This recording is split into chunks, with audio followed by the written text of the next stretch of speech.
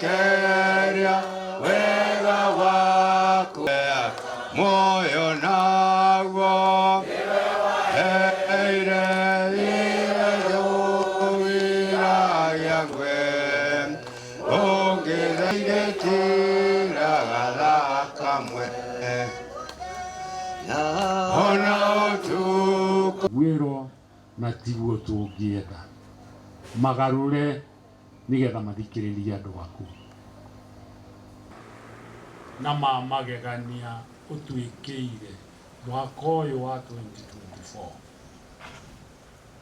Ngai baba wetagwo nduire tondu niwe nduraga tha Ngai ciana citu Ngai ninyuire ndawa muno nginya na kuria guthiagwo na rwigi aria mekukana Gikuyu na Mumbi itikirai twathikire Ngai turorekereira iria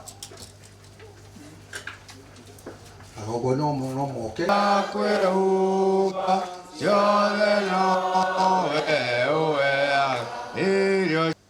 na nikio kundu guothe thiini wa bururi wa Kenya Agikuyu matunganite ona ni gukugia na kecha makanitha-ini riu ni iria ritu Ngai baba na kio kia mundu ucio ke wa gatatu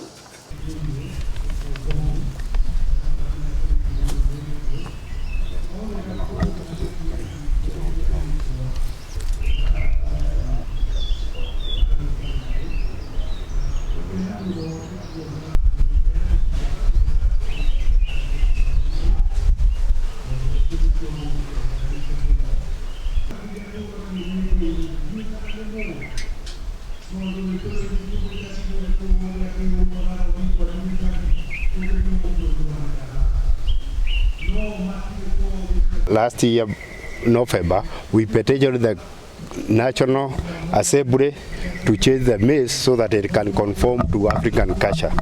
And this is the petition which I wrote on date 1st November 23 to the clerk of National Assembly. Assembly through the Public Petition Committee intervene and make the public all the information regarding the visual displays of the Parliamentary Mace be made public. And if found out that the symbols represent foreign cultures, then public position should be conducted to have the mace fashioned to represent the culture of Kenyan citizens. B. All the foreign fanfaria displayed by the mace so that if found to be foreign, they can be replaced by images of our heroes and heroines. The Legislative Council, Mr. Kafed Bentik, received the mace from the Crown Prince. That the mace was originally a weapon used to guard the king as late as the 14th century. 4. That the mace is shaped like a club resembling a weapon of war. Further, aware that there are instances recorded in history where the mace was used to batter heads of others. Concerned that during the colonial times, the Defensia White Paper is quoted on 23rd July 1923, saying that the interest of the African native must be paramount. 5. The future of Kenyan Parliamentary Mace should be made public so that the people of Kenya would be able to demystify whether the symbols displayed by the mace represent Freemasonry, devil worship, or other known cultures, etc. Conducted to have the mace fashioned to represent the culture of Kenyan citizens. As you may be aware, the mace is viewed and accepted as the symbol representing the legislative authority of the Speaker and the House as a whole. In addition to the standing orders, the National Assembly operates using tradition, practices, and procedures from time to time. The Speaker, through a considered ruling all of the procedure, and the House Rules Committee may make amendments to its standing order. In this case, the proposals in your petition will be handled through internal mechanism of the National Assembly and may therefore not be reported to the House.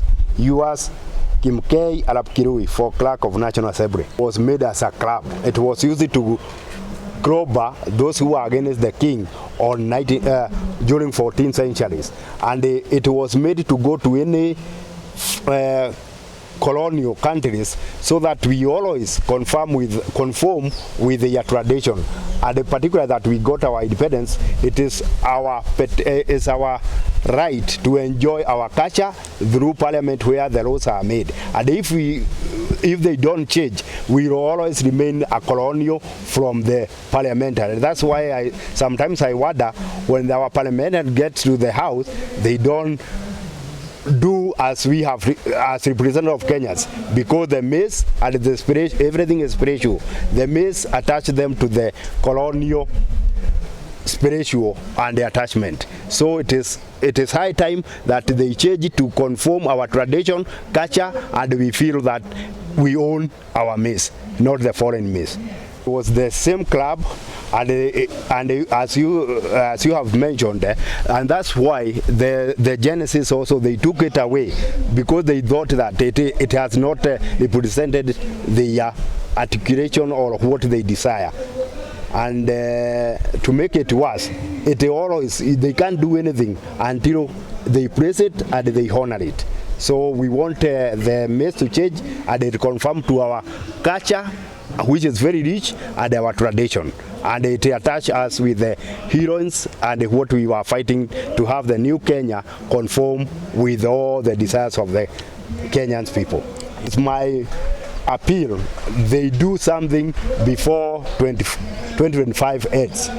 Before we petition for the removal either of the Senate or woman rep, so that we can have our culture represented with parliament. That's when we shall feel that we have Kenyans in our mind and our souls.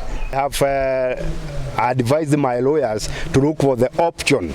If this is not done within the next 3 months, we'll write again to the Speaker and request immediate action before we go and demand for a new, or we can modify our own Mace and present it to the Parliament.